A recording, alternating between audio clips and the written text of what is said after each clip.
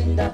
Ah, wema we, ah, wema we, ah, wema we, ah, wema we. Give it up to South Africa, Kenya. And welcome to the Power Talk Show with me, Dominic George. It's another Wednesday. Now, first of all, my apologies because today we are supposed to have been discussing about atheism, but I want to disappoint you that we are not going to be having that dialogue today. I don't know where it's not going in the near future, but hopefully we shall have that discussion sometime because of some issues pertaining the topic and our country and being a public broadcaster and all that. So unfortunately, we are not going to have that discussion today. We shall have it another time. But today we are going to be talking to the founder of Baddeley Africa, co-founder of Baddeley Africa, Bina Maseno, and she'll be mentioning to us about, we'll be talking about change and how we young people, we can be involved in that change. And so to be part of this conversation also, you can send your text, your tweets, your suggestions on 22162, starting with the word power. And I'm going to read your text, your suggestions, your opinions right here on my show before the show ends. So again, I'm really sorry because I knew there was a high expectation that you're going to be having this discussion, but unfortunately we're not going to have it today. But some other time in the future, please bear with us. And so I'm going to give it back to At Africa, Kenya, and then when we come back, we shall start with the conversation.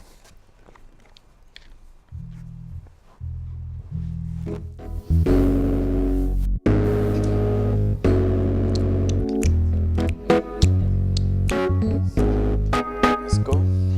Natembea barabara isiyo na mwisho, kusini kaskazini naona jangwa. Nimuite na nini? Nimuite na nini? Natembea barabara isiyo na mwisho, kusini kaskazini naona jangwa. Nikimbie wapi mimi? Nimuite na nini? Bwana anipaye maji, Bwana anipaye maji. Nikiwa na njaa, Bwana huyo anipaye maji. Bwana huyo, Bwana auisha nafsi yangu. Natembea barabara, yeah, yeah, yeah. You can help us do. Yeah, yeah, yeah. Let's do yeah, yeah, yeah. Yeah, yeah, yeah. Do it here with your voice. Yeah, yeah, yeah.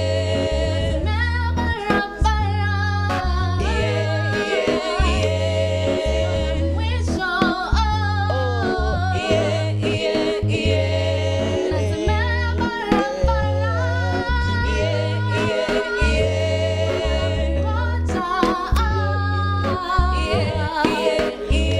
Bwana anipaye maji, nikiwa na njaa na kiu pia. Anipaye maji, nikiwa na kiu. Bwana anipaye maji, nikiwa na njaa. Bwana auisha nafsi yangu.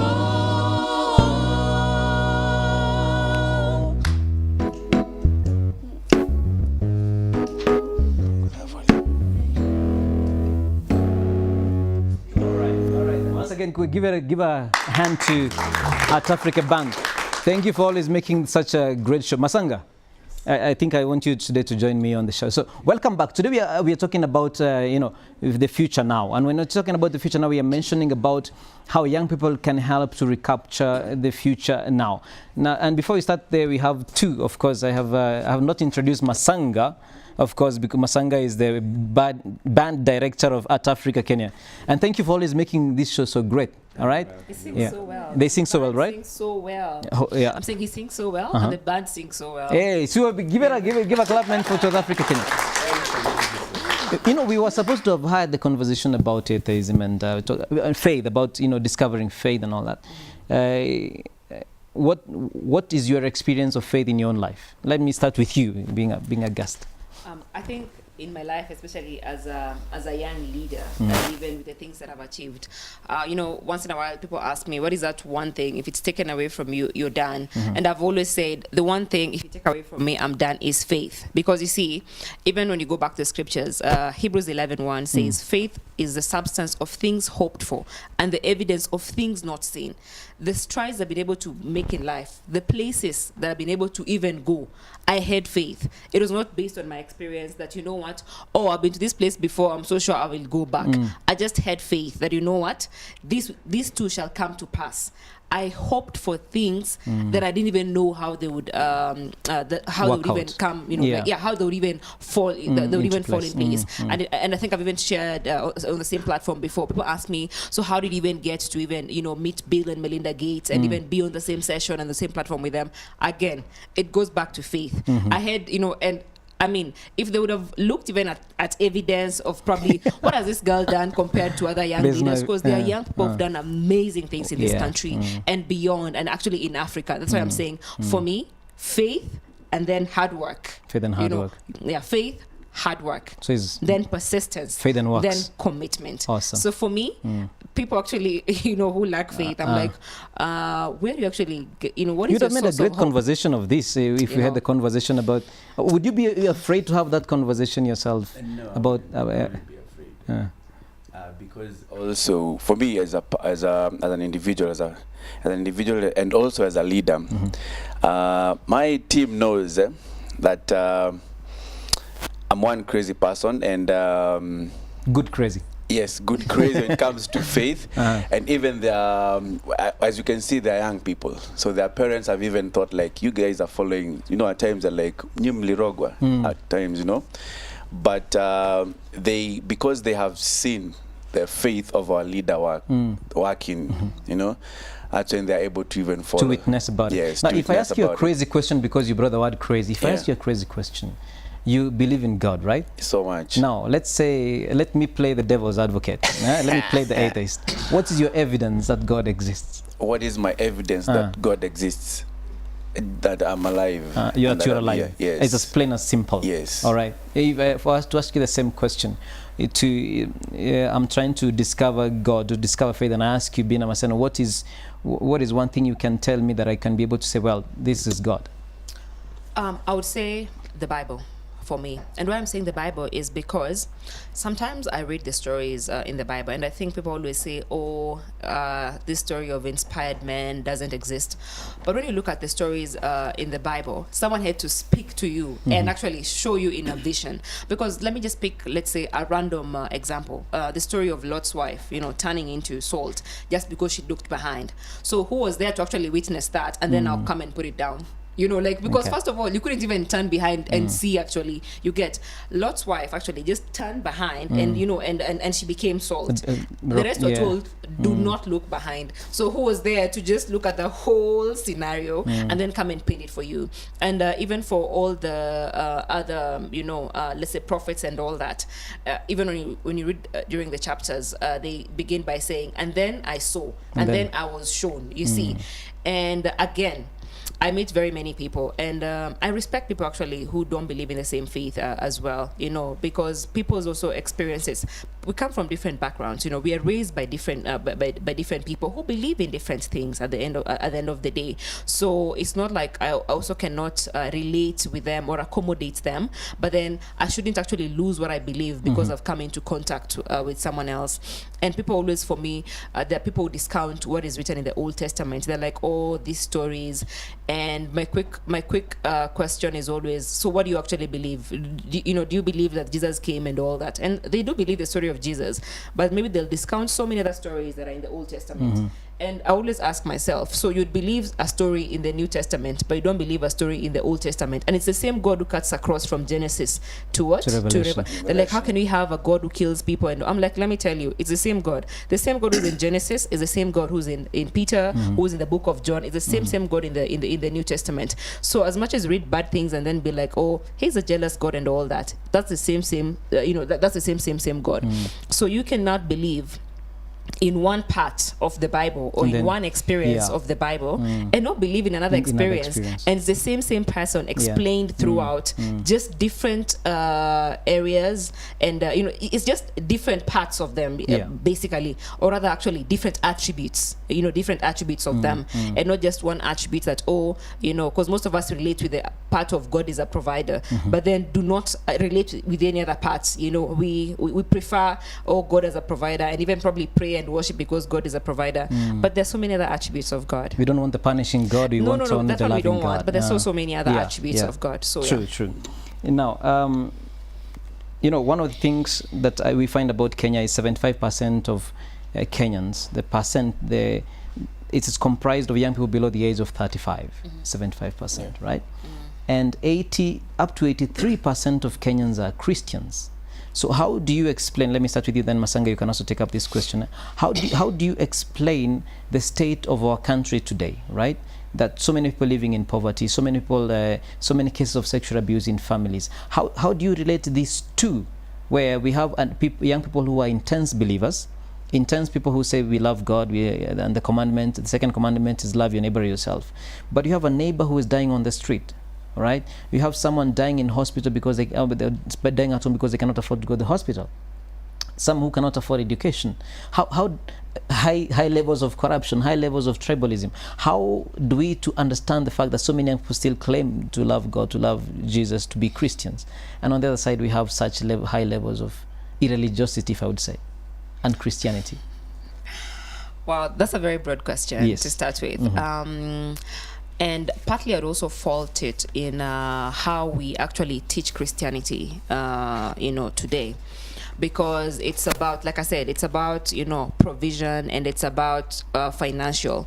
You see, that's just actually not the way that, that you relate to God this way, because they're able to provide. So if he doesn't provide, then, he's not God. For me, I've always said, whether God does something or not, for me, he still remains God, whether he does something for me or not. And where I even derive my faith, and even why I'm even strong about this statement, is when you look at Meshach, Abednego, and it was the three. Yeah. It was Shadrach, Meshach, and Abednego. And that is why, for me, I don't like looking at God as a provider only. Shadrach, Meshach, and Abednego, in the face of being thrown in the fire, I love what they said. They said, you know what? We believe that God is going to come, that God is going to rescue us from this. But even if he does not, still we shall not bow. You get, for me, I find that so powerful, because most of us, if we didn't get the things that we believe God for right now, we would even quit Christianity, and we would even quit giving testimonies. But these three guys, the king has said, you know what? Throw them into the fire, and the fire has been multiplied 10 times. In fact, the people who were supposed to throw them into the fire died, like were burnt. That only tells you the intensity of that fire. Imagine, this soldier is meant to throw you into the fire. He dies before you. The person who's supposed to throw you into the fire. That shows you the intensity of the fire. And the king said, you know what, they're going to be thrown in there. Let's see if your God will come, will rescue you. And they said, you know what, it's fine. We know he will. But even if he does not, we still are not going to bow. You're answering this question in reference to the evils that exist in our society today, or in essence, because most of the time we blame God, this. That's why I'm saying we shouldn't look at God. It shouldn't be conditional. That I will love you if only you do this. Yes. That is why I'm saying we should actually understand the different attributes of God. How do you relate to Him? And number two, how our preachers actually sell the gospel to us. That is what confuses us. Even the scriptures say faith without works is dead. So I just can't be, I go to church and you tell me, shikilia your gari, in the name of Jesus, you're going to get it. So we believe. So you hold, let me tell you, the truth is, work hard and then you're going to buy that car. There's nothing at you claim, and actually feel so bad for people actually who grow up listening to that kind of content. It can be very because frustrating. It goes beyond, even faith without works is dead. And God will bless the work of your hands. Tell God, bless the work of my hands. Give me favor wherever I'm going. Let me do my work with excellence. Anything I do, let God teach me how to do it with excellence, at the end of the day. But this thing of, just shikilia, it even makes you lazy, because you'll always just be waiting and nothing. Nothing comes. That's the wrong gospel. Now, before I respond to you, I want to read something here from Isaiah, chapter 58, verse 6. He says, I'll tell you what it really means to worship the Lord, right? Just in the same question that I asked her. Remove the chains of prisoners who are chained justly. So I'll tell you what true religion is. Remove the chain of prisoners who are chained unjustly. Free those who are abused. Share your food with everyone who is hungry. Share your home with the poor and homeless. Give clothes to those in need. And don't turn away your relatives. That's what Isaiah says. This is true religion, right? Yeah. Can you be able to reconcile that with what is happening in Kenya? Okay, I can put it this way. I can say to some extent, we have some, let's say, religion that are trying to do that. What I can say, comparing, it's I don't know whether it is modernization that has made us to now be like this, like how we are, where we are like now Dominic pambana na shida zako na siku hizi pambana na hali yako yani, and all that. But if you look hold the mic at the center. If you look at but just before you go on, someone wrote to me, cotton with your condition. Did you see that? Yeah. Cotton with your condition. Pambana na hali yako nowadays, if you look if you look at Kitambo, those early days, when the church was conservative, it had put even measures, even it had departments of dealing with let's say the poor now taking care. There's probably if there is an offering that is to be, for example, my denomination, if it is offering, it had to be separated. This one goes to help the poor somewhere and somewhere. But nowadays, when you look at it, those things are no longer there. I don't know, the church has become, or I can say Christians, of which you have said that, we are like the highest percentage. Yes. These things were there, but nowadays it's like we have become liberal. It's like life has become hard, and now it is like sasa domi. Cotton with what? Cotton with your condition. Cotton with your condition nowadays, and I think I can support that, and maybe the church should just go back to being conservative and being conservative. Yes, to being conservative, where all these measures were put. All these departments were there, and where if it is offering, maybe there is an offering for this docket. And I want to interrupt you a bit there, because if we take this role back to the church, my question is, I am a believer. I am a Christian. Yeah. I am in office. Yeah. I engage with corruption. Yeah. It's as simple as that. So how is it possible that we young people are comfortable with a world that does not reflect our faith? A faith where people are abused, we have prisoners, we have all that. How can we young people start contributing to a positive difference? How can we bring that future now as we are discussing this segment? That is what I'm trying, like you are using talent to make a difference, right? Can you just maybe tell us a bit about how you do that? How I do it? Okay, this is how I do it. I use talent to make a difference in this way, in just training any talented individual that God has given you this gift. First, you have to acknowledge it, but for you to live with it, you have to feed that talent. Yeah. So for you to turn it into revenue, you have to feed it first. So that is just how, when this young person sees you and they ask you, what other job do you do? I tell them, I don't do anything else. I just do music. Music has bought you a car. Yes, it is music that has bought me this. But how do you do this then? This is how you do. Now you train them how to turn it into what? Talent, because it is a gift that comes from God. So he can not transform this talent, build skills on it, and make money from it. Yes, I always give this example. We all know how to cook. Oh, we do? Yes, we all know. Dominic can boil indomie. Okay. And making tea. Hey, I mean, yes. But if you want to turn it into money, yes, you have to go to a college to study to be a chef. now you can start making money out of Yes. what? Cooking. I can cook and get money. Yes, now. But I need to go to college. Yes. But So you if need I to go cook, to I get college. money. Yes. But I'm you have gonna to close my study- kitchen and you have cook. to study cooking first, you know. But it's something that we always do. Even, you know, at home we can boil. But now it's the same thing I tell even young talented individuals, and that's how just I make an impact. That's how I make an impact, you know. But it's true. But yeah, society. but cooking an egg for me, like boiling an egg, it takes a lot of concentration. You know, like I have to close the windows, switch off the music, and close the kitchen because I don't want to be distracted. Otherwise, I'll. Let me get back to the question that you had asked. Yeah. I was answering in that way. I was taking it to the church first, because we're talking of young people that who are groomed. We're talking of Christian young men.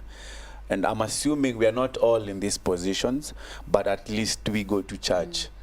So if the church, you know, if it started with the church, where we go, where we attend these departments, if the church started grooming itself, you know, we would learn from that. And we're talking of also these young, maybe teens, if they started learning from there, where they go. I think it would make a change. much difference. But for the young people who are leaders, like Bina and I, Yes. maybe you can changia But there. Baddeley Africa. By the way, tell us a bit about Baddeley Africa, and then maybe build on what you said. You can tell us more about how we can Baddeley Africa. So, Baddeley Africa works to empower young people to be active participants in matters democracy, government, and development. So we build the capacity of young people to play a meaningful role in their communities, you know, at their learning institutions, and just generally, you know, in their nation, you know, how they can effectively like engage with their local authorities, you know, engage government officials, local authorities, and just show them why it is important. Because the problem is, it is so sad that half the population in this country is young people, like young people. Yet we are the ones who actually not sufficiently represented, you know, in government spaces, and sadly also most of us are just spectators. And even most of the challenges that are there currently, young people bear, you know, the brunt of most of it. So if we talk about unemployment, it's majority of the young people who are not employed. Yeah, sure. Yet they probably don't understand why active participation is going to influence their status, you know, in terms of employment. So basically is to enable them and create a platform that shows them why this country, yes, needs visionary leaders, you know, and committed and responsible, but more so, it needs visionary, responsible, and committed citizens. Yeah, it is. Yes. It's a two-way traffic, right? It's a two-way. We are, you know, we are more than the leaders, you know, than the leaders we elect, you know. So our ignorance also contributes to where we are, and where this country is currently.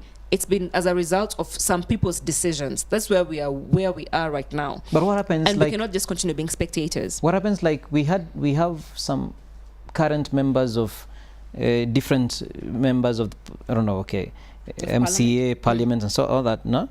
But they seemed very vocal before they joined the government. Yeah. Now that they've joined the government, they seem to be part of the system. In our area, he's an example. By the way.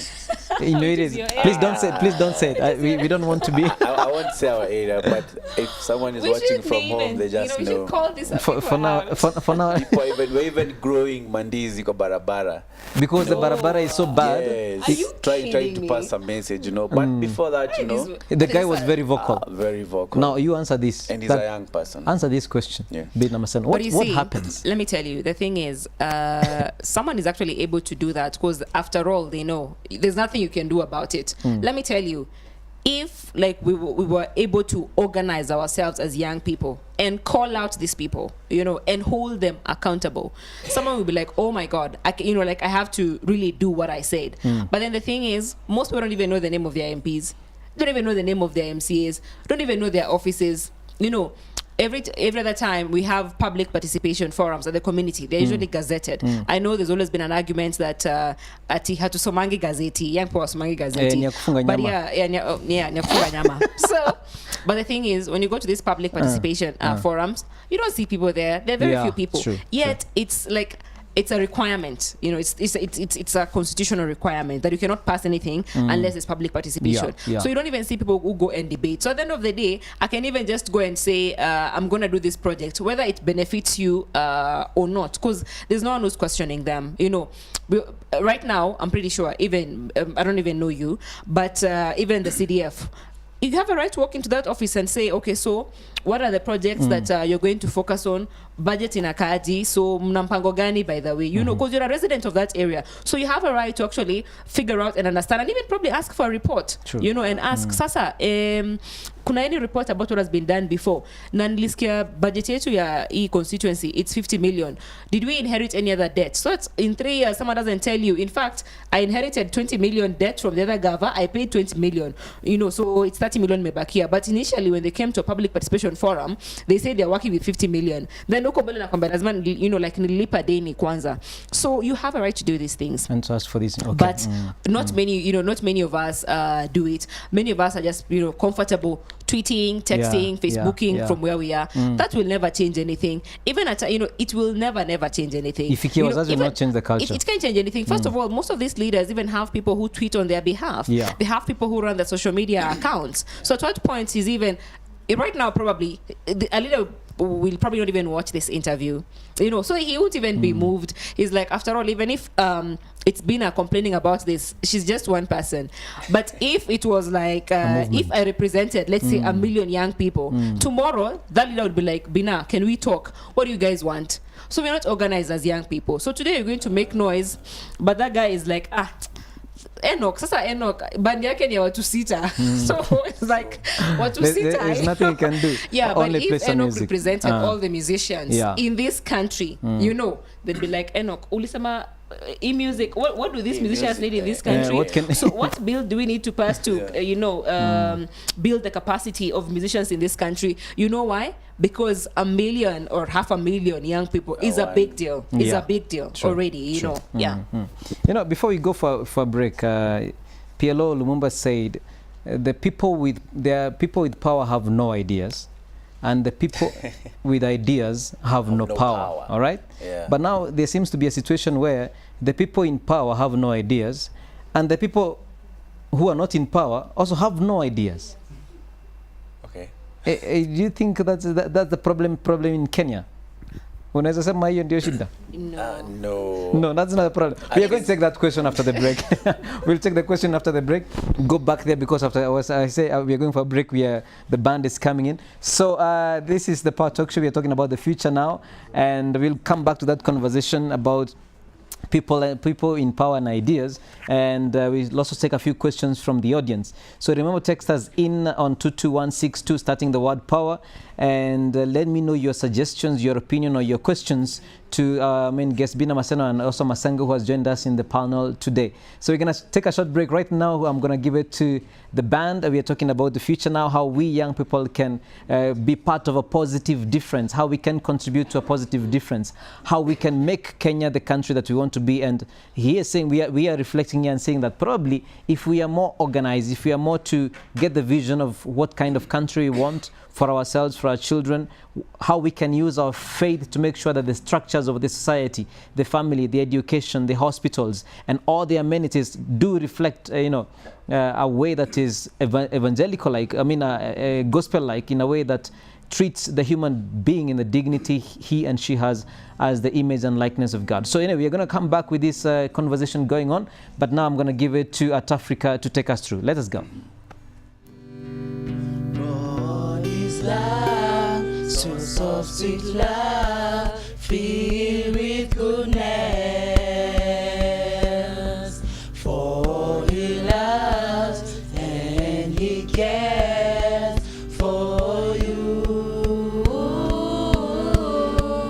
Oh, love is so sweet when you know where it's from. So if you need love,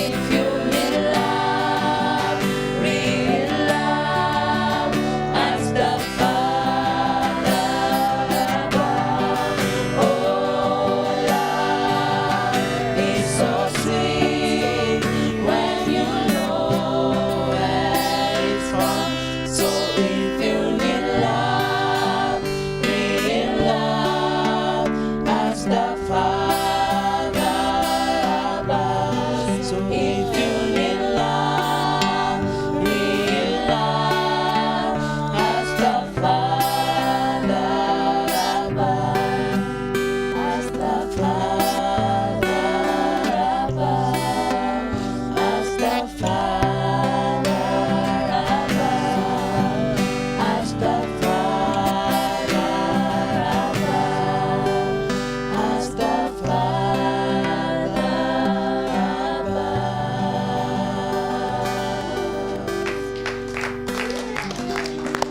Awesome. Welcome back to the Power Talk Show. We are talking about the future now, and the future now is we young people trying to see what we can do to use our faith and our motivation to make the world a better place. Okay. And as we're having this conversation with Bina Maseno, the co-founder of Baddeley Africa, and we might have one question from the audience, but before we go to that, I was asking Masanga a very important a question that you said no. I said this. I'm going to reframe it. Yeah, I'm going to say it again. That the people in power have no ideas. And the people being led by those in power, they also have no ideas. Yeah. That is why the people in power who have no ideas can run roughshod over them. I would say no. Okay. I would say no.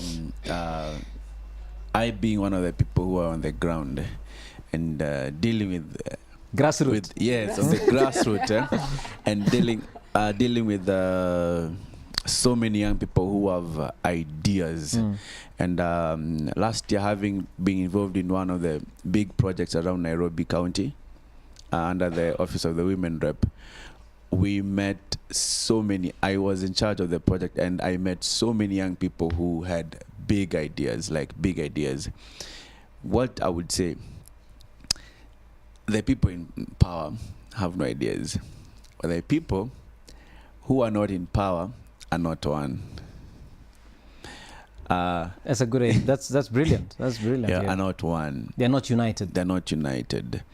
They're not united, and that's why you see, you know, there's even that saying that goes, if you want to go far, you know, you go together. But if you want to go, if you want to go far, go alone. If you want to go farther, go with others. no, if you want to go faster, Yeah, go correct. alone. But if you want to go farther, Yeah. let me use your word. If you want to go farther, go together. So the people on the ground, or the people who are being led, are not one. Yeah. And that's why you find, yes, someone might go fast, but they will not go farther. They don't go far. That's a pretty solid idea right there.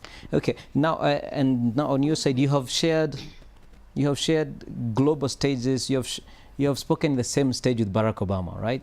You have spoken the same stage with you were there for the Mandela. What was it? South Africa. Is the Obama Foundation The Africa Leaders Program. Yeah, and that's not. You have been in different parts of the world to speak about matters, especially ladies, women, right? And active to ask young people to be active in the social processes.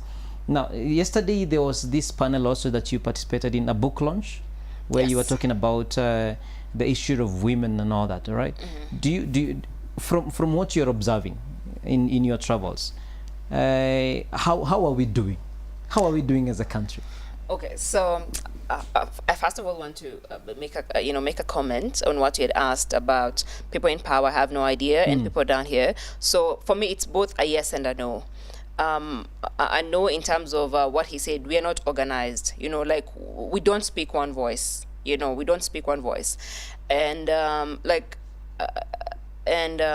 okay, sorry, I was almost actually losing my thought there. So we don't speak one voice, but on the yes part, in terms of the people also who are down here, you know, like also have no ideas. I think for me, I'd probably put that in the sense of we are not literate in matters, power, you know, the power process, politics, lobbying, such that today, even if you feel overwhelmed with an issue, you don't know how to go about it. face You it, see, yeah. so you don't know who do you need to lobby, who do you need to talk to about it. You don't know the roles of the MCA, you don't know the roles of the MP, because most of us, the MP's role is to legislate, but when they come, you'll be like, oh, tupatie, unatuachaji hivi, hapa hivi hakuna maji, hakuna nini. Yet the MCA is the one who presents even the budget for approval for issues that affect your community. You see, so for me, in the yes part, in terms of lacking ideas as citizens, it's not being literate in matters power processes,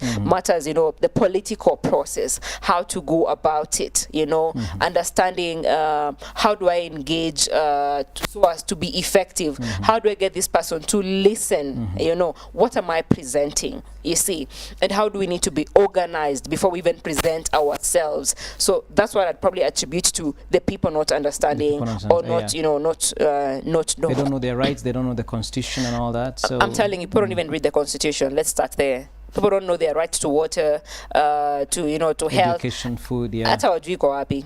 Unless and then Google. when you go Article to 43, I'm telling you, in fact, when you go ukenda kwa ground, the people support this side, the people support, let's say, ODM, watakwambia baba shatusomea constitution. The other people will say Kibaki ashasoma. Ukienda side ingine watasema but see, Uhuru alituambia constitution, so it's like, as long as the other person can use it, they're like, it's shasomewa constitution. So depending on the side you support, so if you support the other party, you're like, our party leader shatusomea constitution, sasa tuko tu sawa. It's So happened, exactly, and for them, they use your ignorance to present their interest, but make it sound like it's a national interest. You see the way you actually present your personal interest, but package your personal interest as a national interest, and it's not, So another thing is also how we consume information.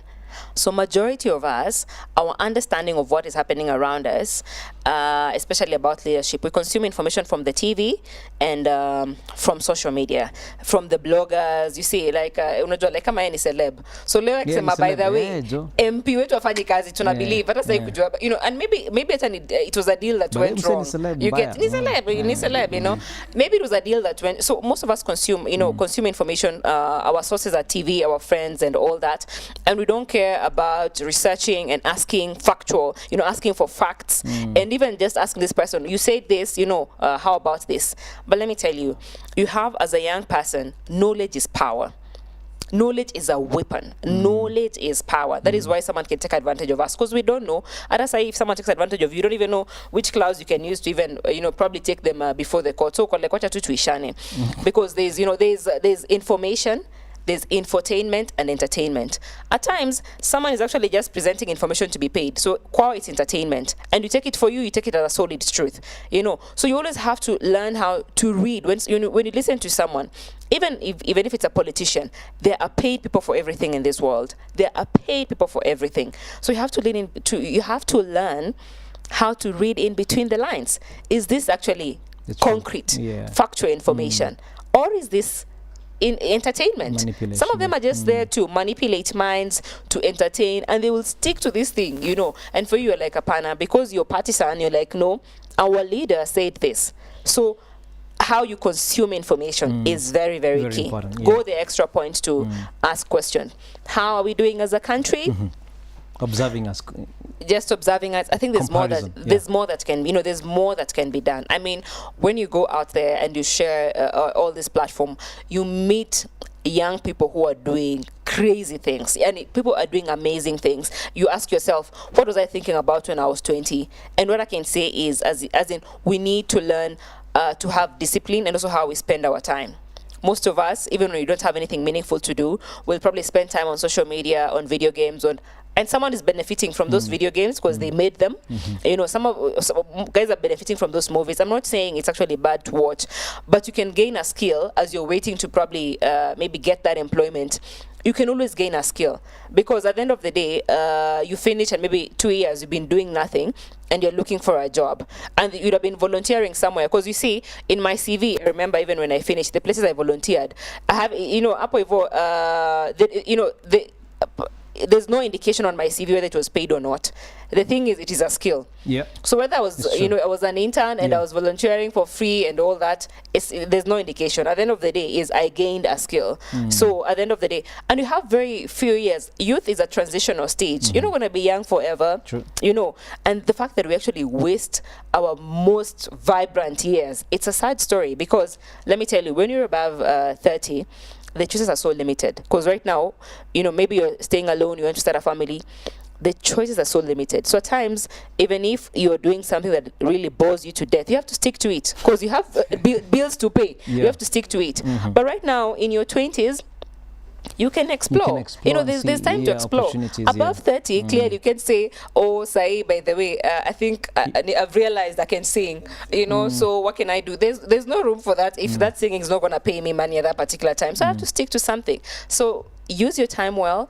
Be curious. I like to say I'm a curious person. Be curious. Be curious. Very curious. That's the thing. Yes. Now, Masanga, I don't know if I want to ask you a question first, or I want you to pass the mic to my audience first. All right. Then maybe you uende hapo chini kidogo, you pass the mic to her, and then you can pass. And so we have one question from the audience. And but before we talk to the audience, these are University of Nairobi students, right? Oh. And there are those moments where university leadership used to be one of the strong, ways of influencing better politics in the country.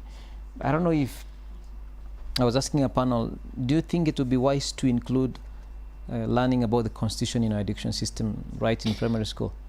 Would it be a smart thing? Learning about the constitution, yeah. I would say citizenship should actually be be part of our mainstream education system. It should start early, from primary school. Because the thing is, we wait until election to show someone why it's important for them to engage. Yet in school, it played a lesser role. Because remember when we used to have civic education, it almost used to be like optional. Like would make even history or mathematics sound more important than even civics education. And then come election time, we want to show people how civics is very, very important. Yeah. I mean, last year I engaged in in programs and in terms of young people engaging in the political process, ensuring young people get to vote, because we had like 9 million unregistered voters. And IBC statistics, it was 6 million of the 9 million were were between the ages of 18 and 24. Those are first-time voters, like fresh voters. Yeah. 6 million, like they can just alter, the election results. You get. But yeah, these people, at the end of the day, you're waiting till election to show them why it's important to engage in this process, and you've never told them about it. All the way back. All the way back. So even if there's voter apathy, they're like, either way, what difference does it make? Whether I engage or not. So it should actually start at a very, very young age. Primary. Kindergarten. Okay, now you've got a question from the audience right there. Just say your name and what you're doing at the university, and then ask a question. I'm doing broadcast production and would like to ask him a question. Since you've started a foundation on talent, so which type of talent, or is it just music basically, and the challenge when you're starting that foundation? That is Masanga or? Yeah. Masanga. Okay, so just pass the mic and okay. You said your name is? Beatrice. Yeah. Okay, so yes, I started this in 2014. I would say that, and very straight. This is it. Seeing here, Molded Talent Center. This is the Talent Academy, and I started it in 2014. And everyone thought we talked of faith. Everyone thought I was crazy because I graduated from Daystar University. You're not looking for a job. You've left a job actually, and you want to start this. One thing that I want to share with you, that which you are naturally gifted at, God will showcase himself in it. And I want us to underline the word naturally gifted. don't force. Do not force. If you're good in mathematics, God will showcase himself in that. If you're good in, I don't know, balancing, IT, naturally, the word is naturally gifted. I was naturally gifted. Bina can tell you from high school days, I was naturally gifted in music. So, and this is the area that I wanted to live on. So I started in 2014, and the challenge is people were not believing that actually you could make money, because most of us as musicians, we wait for shows, and shows are on and off. So you get you but one thing that I've said, you have to study. So I had to study music for me to turn it into revenue. The last challenge that I faced was, now I don't want to be employed as a teacher in a particular school. I want to enter as this company, hire my services. You getting that? So I had a challenge by the way. That challenge was there for like 2 years, but then I looked for open-minded directors of particular institutions who saw now this, who started buying now. By the way, we can handle the education side, while this guy with the company can handle now the art side. And talent is not, it's not only in music. We handle even kids dance, we handle kids who draw, we handle, and it's professional. So but I can say that is now behind. The challenge now is just now moving with technology. That is now the challenge at this particular time. Yes. All right, give it up to, yeah, thank you for that. Maybe you could also pass, pick the mic again. Now, there is a question I asked somebody before we now close it up. Thank you so much, Beatrice, for that question. There's a question I asked at a certain gathering. Our public services are not doing so well, right? Generally, they're not doing so well. So I asked the question, should there be a requirement where politicians are required to take their kids to public schools and to go to public hospitals so that they know the kind of services the citizenry are accessing in those places? Do you think this could be, it should be a sort of a requirement? I also want you, Masanga, to take this question, but let me hear from Bina first. Yes, that should be a requirement, because you see, even personally, places I've been able to work, with the health insurance, they always indicate the hospitals you can go to. Like there's some, they tell you you can go to this hospital or go to this hospital. But I think for me, it's the lanes that lead to the leaders that actually manage our public institutions, and that is why excellence is deteriorating. Because when you look at it, all the top leaders for public service institution, be it the vice chancellors, all the boards, it's like you're appointed. You get, as in you're appointed. So and at the end of the day, people can actually appoint people who are loyal to them, not necessarily because of meritocracy and competence. Because if it was about competence and merit, they would be doing so well. They would be doing so well. But when perhaps, let's say, a leader who's let's say a president who's elected is the one who is going to actually appoint all these top leaders, at the end of the day, if he doesn't actually base it on competence, on merit, on ability to deliver, excellence will always deteriorate. It will always deteriorate. So I think actually that is even the starting point. Who do we appoint to manage these institutions? These public institutions. Who are we appointing to manage those public institutions? But if a politician knows that my kid might not receive good education, right? In a public place, or I might not get good health care in a public hospital, probably they'll take more keen interest. Maybe you can take the mic take the mic, the other mic, and then prepare. So I'm asking this question: do you think it should be mandatory? It should be mandatory. Yeah, it should be mandatory. Take a personal interest in it, isn't it? I mean, when you look at Western countries, imagine people go actually to public. In fact, if you even watched Nani's interview the other day, Bob Collimo's interview, talking about his his cancer experience and the fact that he went to the UK, and he said, in fact, public institutions, imagine, do better than private institutions. Like, you'd get better health care in public institutions Than compared the to even private institutions. Like many people, even the wealthiest, you know, like would prefer if they're treated in public hospitals than in private ones.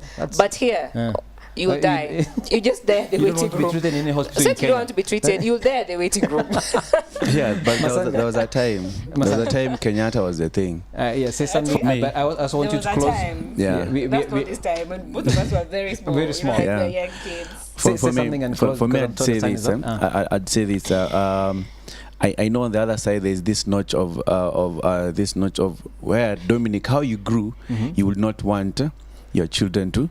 Yeah. It is not a matter of our leaders, even us as individuals. When you make it in life, and maybe I went through certain, you know, I wouldn't want because of how it was. So I would also strive to take them to high-end schools. But I have a very, my real example, my former MCA. The son, no, my former ex, but he was really good. He was really good. Yeah, my ex.